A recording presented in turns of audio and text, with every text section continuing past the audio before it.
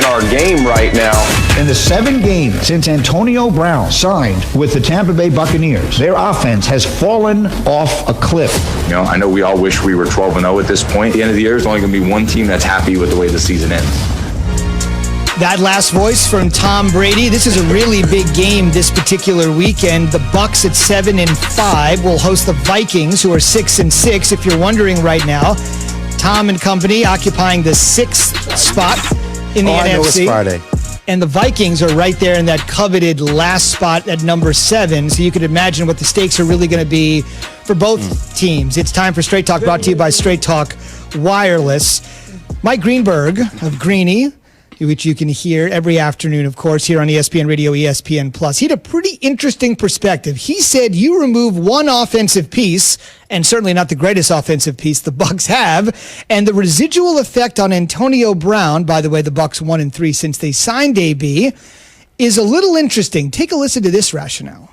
Whoever would have thought with all those names on that team that Scotty Miller's absence would be making this much difference, but it does seem as though it has.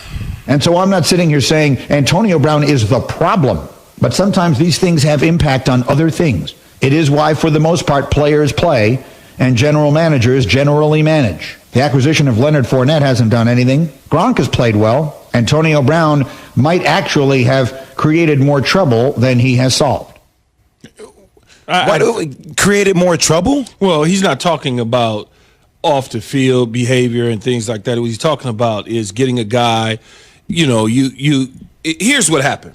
I'll tell you exactly what has taken place. And I understand what Greeny is saying. Scotty Miller is not the difference. I'm sorry, he's not the marginal difference. Guy. Yeah, I mean, he's a good player, but he's not the difference. What has happened, Jay Will, is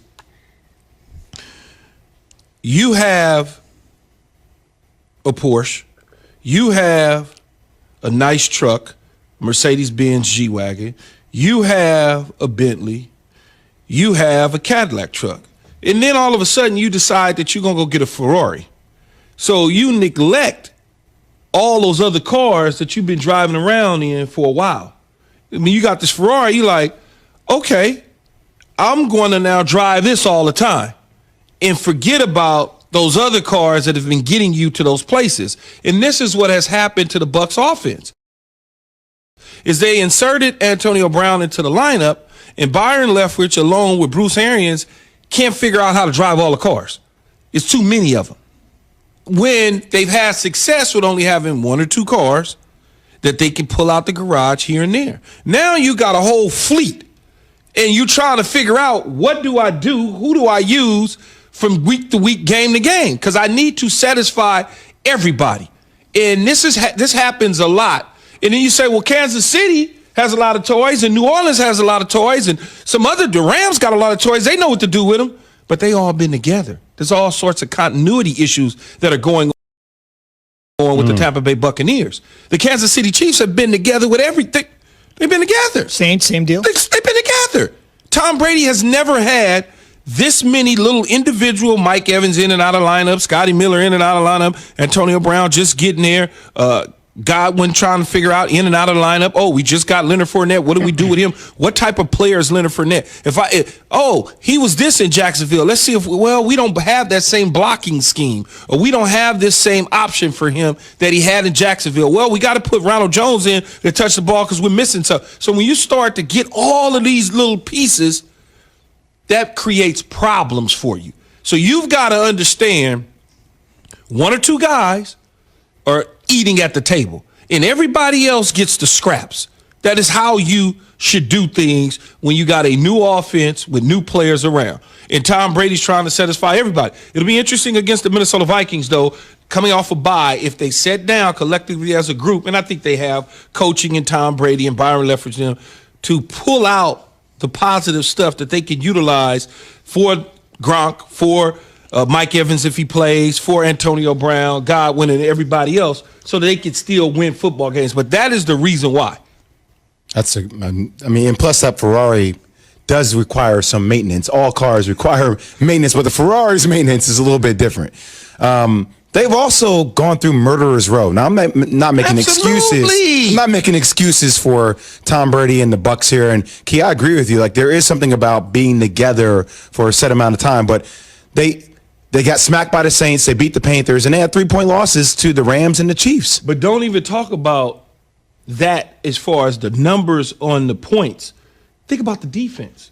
They faced the Saints defense, which is lights out. Yep. The Rams, the So Saints what they did defense to the is pass number 1 last in the night. league. You know, the Rams are number 2 in the league. So when you start running up against that, this is the results. It's, as Jay was talking during the breaks, and even when we was coming in, is Antonio Brown is much like Cam Newton. There's a little bit of polarizing. So the first thing you look to, oh my God, they're 1-3 since they signed Antonio Brown. Easy to make the numbers work. Stop. Don't try to make it seem as though because they signed Antonio Brown that they all of a sudden are 1-3 without giving us all of everything. Much like Jay just said, it wasn't like they just played a bunch of cupcakes. It was murderer's row. I do feel like they can't get down early in games. I'm sorry, Zubin, for cutting you off, because then they abandon the running game and they become one-dimensional offensively. Straight Talk Wireless, no contract, no compromise. Couple points here, and then a question for you both. You mentioned it's hard for everybody to eat when obviously you're focusing on 1 or 2 guys. Best example of that, you mentioned in the 4 games since they've signed Antonio Brown, 1-3 or not, in the 4 games since they've signed AB, Scotty Miller, who Mike Greenberg referenced there, has been targeted only 5 times. Not 5 catches, 5 targets since the AB signing. To buttress your point, the other thing, for both of you, if you got all these pieces and you're figuring out your wide receivers and your tight ends and trying to get as familiar with all these other guys as he is with Gronk and Leonard Fournette, considering who he is, yes, they're 7-5, but is it enough time to figure it all out before the playoffs begin? If they lose this football game, though, to the Minnesota Vikings, I'm pretty much saying that they're probably not going to make the playoffs. They'd be toast. Okay. They're the 6th seed, and then they drop down. It's not about It's not about chasing the Saints and winning the division, because that's a wrap. That's out. That's out. So now you are in a kind of in this weird space with the NFC West, in this weird space with Minnesota, who has now beaten you to try to get to the playoffs. You know, it'll be interesting to see what happens, especially because if they can turn it around. And Tom Brady's history in the playoffs, there are many people that believe that for him, it's always been about the postseason. Just let their offense get hot. If that moment happens, Key, where their offense gets hot and their defense starts to actually come together, if they make the playoffs, they're still a dangerous team. Right. I mean, who deserves the benefit of the doubt in the NFL right now more than Tom Brady based on past performance? But I realize it's not about past performance that wins you playoff games. It's about the here and now. What have you done for me lately? No doubt about it. Still to come, plenty of teams teetering for a playoff berth, like Minnesota, like Tampa Bay. But Jay's got one team who he thinks really might be ready to crumble. He'll unveil that after Jay has this word from Sport Clips. Where has your haircut gone?